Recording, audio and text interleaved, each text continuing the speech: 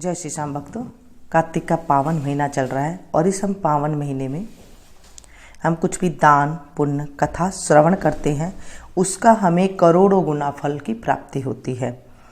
इससे हमें उत्तम धन, पुत्र, नाती और धान्य को बढ़ाने वाला होता है। जब हम कुछ भी इस महीने में करते हैं, दीप दान करते हैं तो उसका भी बड़ा महत्व है।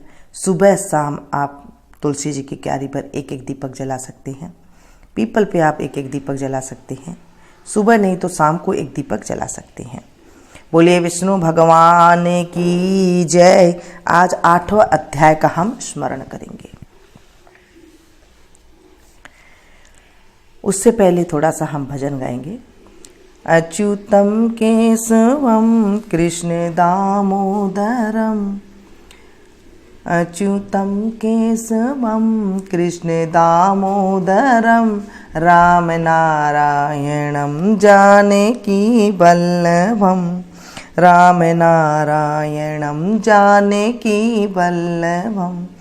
कौन कहता है भगवान खाते नहीं, कौन कहता है भगवान खाते नहीं, माँ यशोदा के जैसे खिलाते नहीं, माँ यशोदा के जैसे खिलाते नहीं।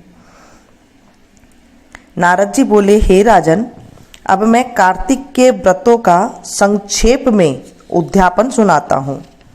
व्रत पूरा होने के फल और विष्णु भगवान की प्रसन्नता के लिए कार्तिक शुक्ला चतुर्दशी को उद्यापन करें। तुलसी के ऊपर 4 द्वारों का मंडप बनाकर तोरण बंदरवार बांधकर फूल और चमर से सजावें और चारों द्वारों पर मिट्टी के बने पुण्यशील सुशील जय और विजय द्वारपालों का पूजन करें और तुलसी के पास 4 रंगों से सुशोभित सर्वतोभद्र चक्र बनावे।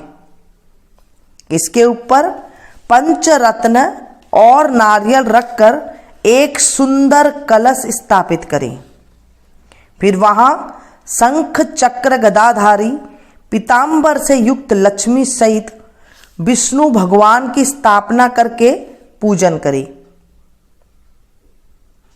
व्रती पुरुष मंडल में इंद्रादि को पूजे, द्वादशी को भगवान उठे, त्रयोदशी को देवताओं ने उनके दर्शन किए और चतुर्दशी को पूजन करें।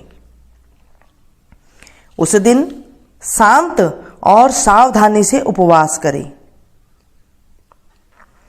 गुरु की आज्ञा को प्राप्त करके भगवान कृष्ण की स्वर्णमयी प्रतिमा का पूजन षोडशोपचार से करके और विविध भोग अर्पण करें।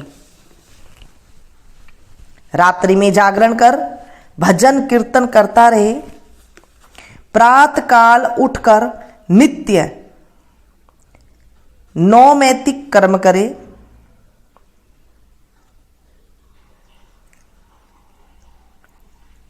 प्रातःकाल उठकर नित्य नैमित्तिक कर्म करे, पश्चात हवन करे, ब्राह्मणों को भोजन कराएं, धन का लोभ छोड़ यथाशक्ति दक्षिणा देवें। उपवास कर ऐसे बैकुंठ को पावें। इस बैकुंठ चतुर्दशी के महत्तम को देवता और शेष जी 100 वर्ष भी नहीं कर सकते हैं। जो भगवान चक्रपाणि के जागरण में भक्ति पूर्वक आंगन में गायन और नृत्य करते हैं, उनको सहस्र गौ के दान करने का फल मिलता है।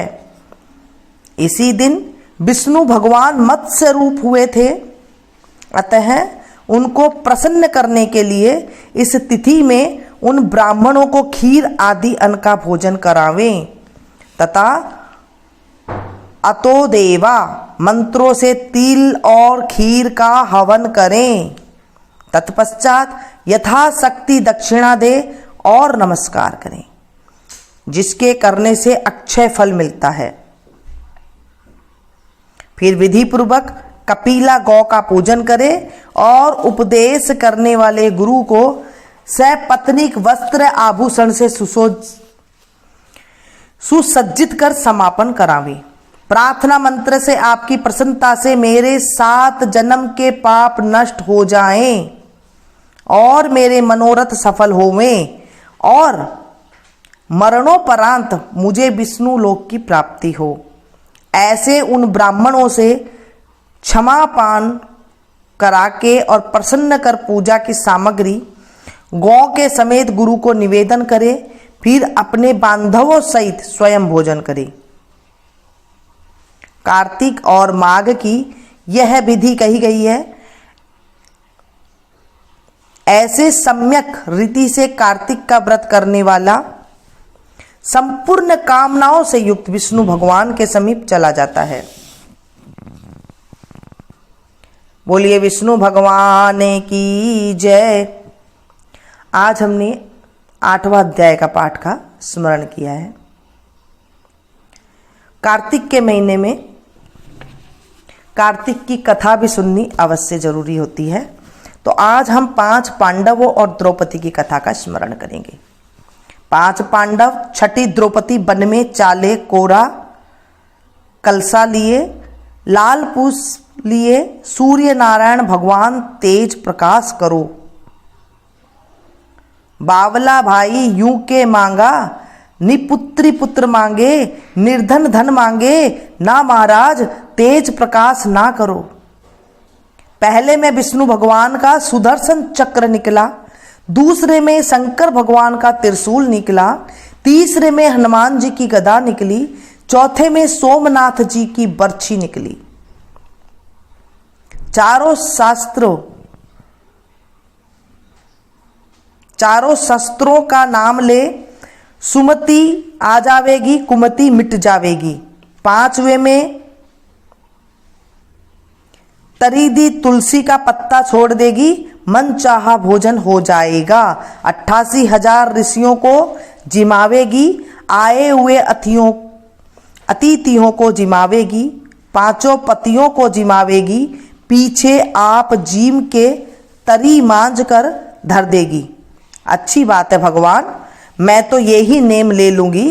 द्रौपदी रानी सुधियां उठती, नहाती धोती, पाठ करती, पूजा करती, चूल्हे पर तड़ी चढ़ा देती।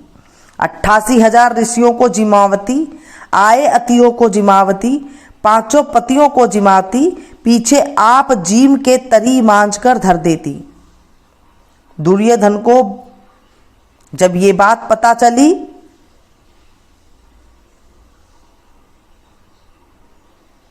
जल भून कर काहे का श्राप दूं। इतने में दुर्वासा ऋषि आए, आओ महाराज 4 मास का चौमासा करो, मीठा भोजन घाला, चोखी सेवा करी। दुर्योधन मैं तेरे पर बहुत प्रसन्न हूं, मांग ले भाई क्या मांगे। ना महाराज थारी दया से ठाट बाट लाग रहे हैं। गरबाया भाई बहुत गरबाया, कुछ तो मांग ले। मेरे भाई की स्त्री वन में रहवे, 88,000 ऋषियों को भोजन जिमावे, आए अतिथियों को जिमावे, 5 पतियों को जिमावे, पीछे आप जी में उसके पुण्य का छेद करके आओ। जा पापी हत्यारे, तेरे घर का अन्न खा लिया, अब तो जाना ही पड़ेगा। द्रौपदी रानी सुधियां उठी, नहाई धोई, पाठ पूजा करी, चूल्हे पर तड़ी चढ़ा दी, मन चाहा भोजन हो गया। 88,000 ऋषियों को जिमाया, अतिथियों को जिमाया, 5 पतियों को जिमाया, फिर आप जीम कर तरी मांझ कर धर दी। इतने में दुर्वासा ऋषि ने खड़े नाद बजा दी, 5 पांडव खड़े सूख गए। द्रौपदी तू जीम ली क्या? हाँ महाराज मैं तो जीम ली। अपने अंगना में क्रोधी ब्राह्मण दुर्वासा ऋषि 88,000 ऋषियों को लेकर आ गया। अपने कुल का नाश करेगा, हमको श्राप देगा। अपने कुल का क्यों नाश करेंगे?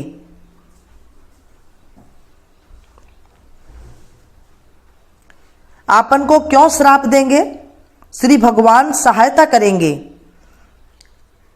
उनसे कहो गंगा स्नान करके आवे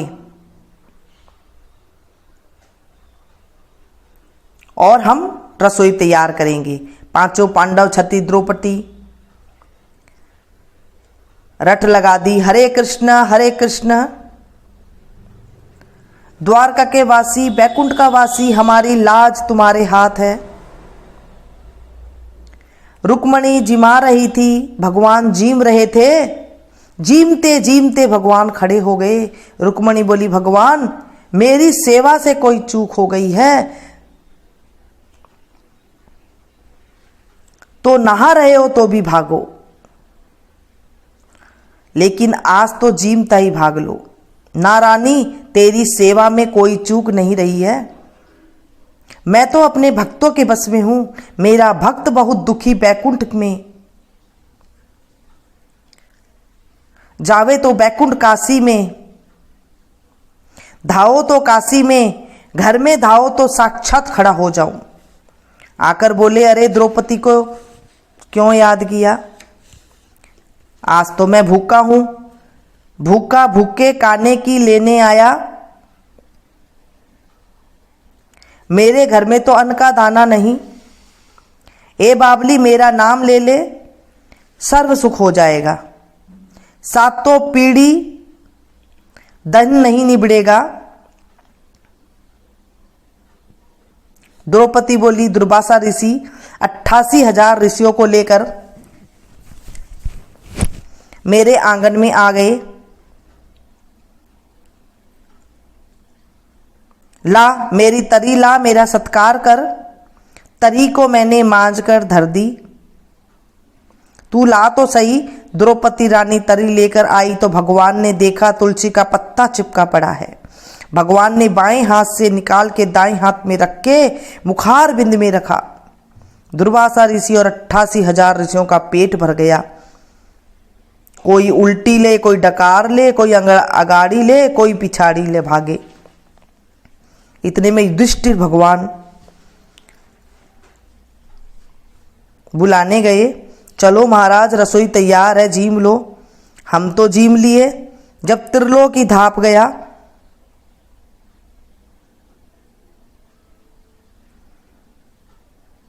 मेरी क्या है, थारी जौ की बोरिया की। खे खे किसी की भी न करो, सबकी जय करो। जैसे द्रौपदी सती पांचों पांडवों की लाज रखी, वैसे सबकी लाज रखियो। कहते की सुनते की, हुंकारा भरते की लाज रखना। हे कृष्ण भगवान, इस कहानी को जो पढ़े, सुने, कहे, हुंकारा भरे, उसकी भी लाज रखना। कार्तिक के महीने में वैसे तो सुबह सवेरे 4 बजे उठ करके नित्य कर्म करके स्नान करके भगवान की पूजा अर्चना करनी चाहिए, लेकिन कई बार हम नहीं उठ सकते हैं। छोटे बच्चे होते हैं, घर पे कामकाजी महिला होती है, या फिर बड़े बूढ़े होते हैं, या फिर उठ ही नहीं सकते हैं, तो आप 6 बजे तक स्नान पूजा कर सकते हैं। पीपल में जल जरूर चढ़ाएं, तुलसी क्यारी में जल जरूर चढ़ाएं, केले में जल जरूर चढ़ाएं। ध्यान रखें कि पीपल में रविवार को और तुलसी की क्यारी में भी रविवार को जल नहीं चढ़ाया जाता है।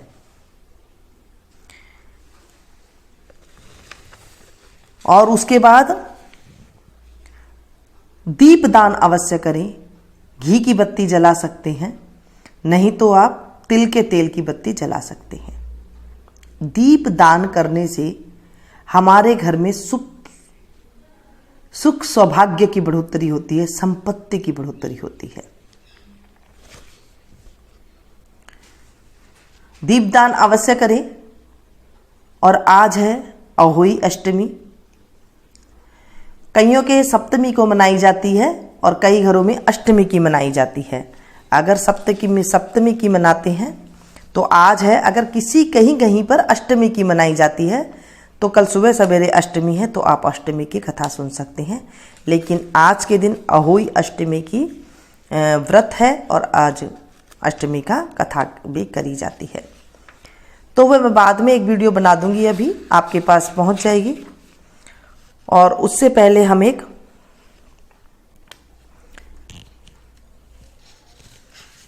भजन गा लेते हैं।